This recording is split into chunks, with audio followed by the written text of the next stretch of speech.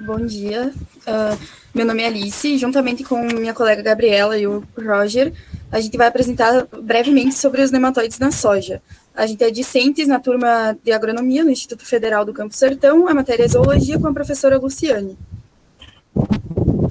Então, os nematóides são parasitas de diversas plantas. Eles são vermes de 0,3 a 3 milímetros de comprimento e a maioria é endoparasita, mas alguns podem ser ectoparasitas.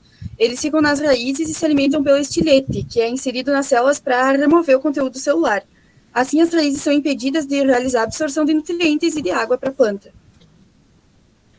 Os problemas eles começam a ser percebidos na parte aérea da planta, que passa a ter dificuldade, né, de retirar a água e os nutrientes do solo. Deu um barulho aqui.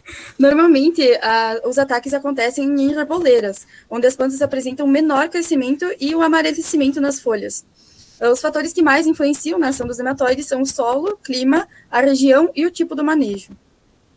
Então, existem 4 nematóides principais na cultura da soja: o nematóide de cistos, o nematóide de galhas, o nematóide das lesões e o nematóide reniforme. Eu vou apresentar sobre os 2 primeiros. Então, o nematóide de cistos. Existem 11 espécies dele no Brasil. Ele penetra nas raízes e dificulta a absorção de água, reduzindo o tamanho da planta e o número de vagens. Os sintomas aparecem em reboleiras, né, e em muitos casos as plantas morrem. O sistema radicular fica reduzido e apresenta fêmeas com um formato de limão, de coloração branca ou amarelada. Quando a fêmea morre, o corpo se transforma numa estrutura resistente de cor marrom bem escuro, cheia de ovos, chamada cisto, que se desprende da raiz e fica no solo. A diagnose requer análise de amostras, né, num laboratório de nematóides, e eles podem sobreviver no solo por 8 anos, mesmo sem ausência do hospedeiro. Então, em solo úmido, com temperatura de 20 a 30 graus, os juvenis eclodem e, se encontrarem a raiz de uma planta hospedeira, né, eles penetram e o ciclo se completa dentro de 1 mês. O trânsito de máquinas, equipamentos e veículos, ele leva as partículas de solo contaminado e é o principal agente de dispersão do nematóide.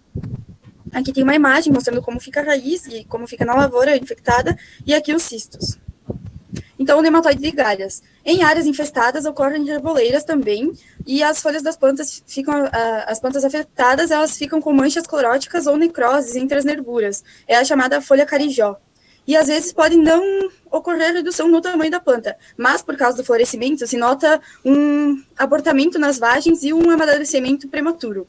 Nas raízes atacadas, observam-se as galhas em número e tamanho variados, dependendo da suscetibilidade da cultivar e da densidade proporcional do nematóide. Então, o diagnóstico também requer análise de amostra de solo ou das raízes. Também, os causadores de galhas, eles parasitam num grande número de espécies e plantas. Então, graças a essa característica, sobrevivem na maioria das plantas daninhas, dificultando também o controle. E o ciclo de vida é muito influenciado pela temperatura, e a 25 graus, o ciclo se completa dentro de 3 a 4 semanas. Aqui tem uma foto de como ficam as raízes do nematóide de galhas e como fica lá na lavoura infectada. Bom, então, os nematóides das lesões. Além da sintomatologia geral, descrita para outros nematóides, observam-se áreas necrosadas nas raízes da soja. Isso deve-se ao ataque das células do parênquima cortical, onde o parasita injeta toxinas durante o processo da alimentação. Sua movimentação na raiz também desorganiza e destrói as células. As raízes parasitas podem ser posteriormente invadidas por fungos e bactérias. Não há formação de galhas e o sistema radicular fica reduzido e escurecido. A diagnose requer uma análise de amostras de solos ou raízes em laboratórios de nematologia.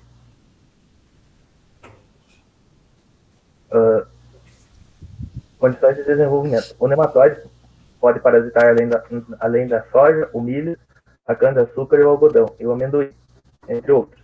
Os maiores danos ocorrem em solos com teores elevados de areia, especialmente se a soja é implantada após a pastagem degradada. Então aqui tem a imagem, como vocês podem ver. Os sintomas, então. Lavouras de soja infestadas caracterizam-se pela expressiva desuniformidade com extensas áreas de plantas subdesenvolvidas, que em muitos assemelham-se a problemas de deficiências mineral ou de compactação de solo. Não há ocorrência de reboleiras típicas, não há formação de galhas e o sistema radicular fica reduzido em alguns pontos da raiz. É possível observar uma camada de terra aderida às massas de ovos do nematóide, que são produzidos externamente, fêmeas maduras têm conformação semelhante à de um rim. Condições de desenvolvimento.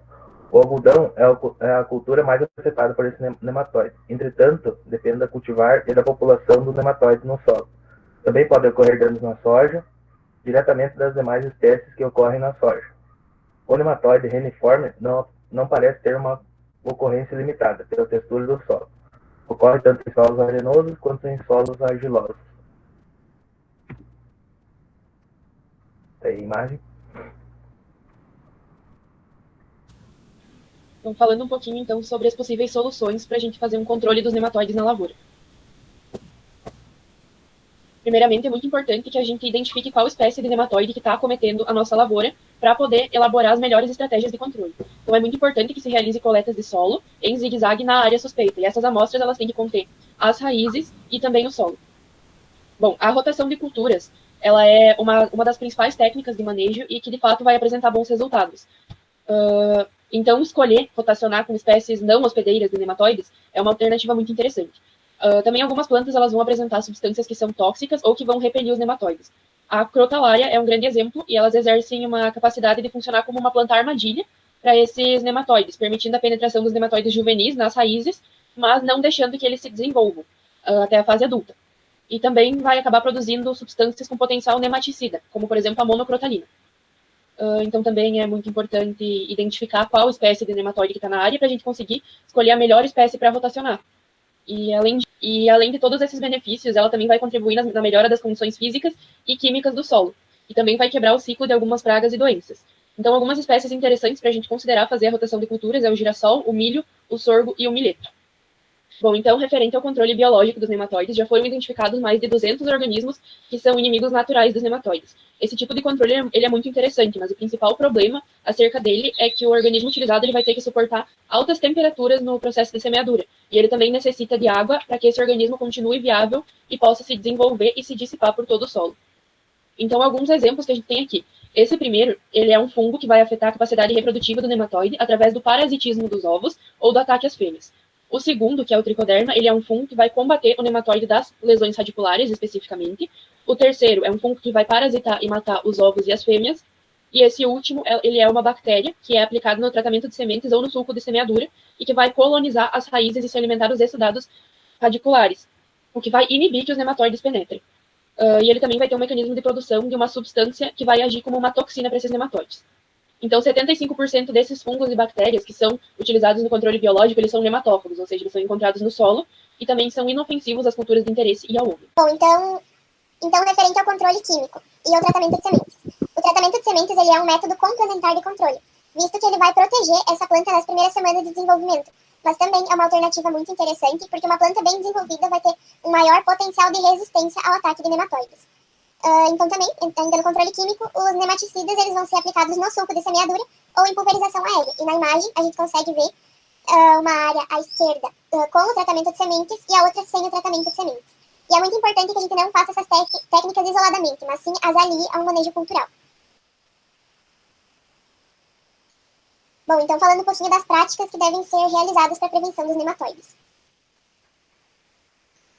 Então é muito importante realizar um monitoramento da área, limpar a água e os canais de irrigação, fazer uma lavagem das máquinas e dos implementos utilizados, principalmente quando a gente utilizar em áreas com histórico de nematóides, evitar o acesso de pessoas e animais, porque eles vão servir como disseminadores de nematóides, e também expor as camadas mais profundas de solo no sol, mas não é uma técnica muito utilizada, visto que hoje a gente trabalha com um sistema de plantio direto.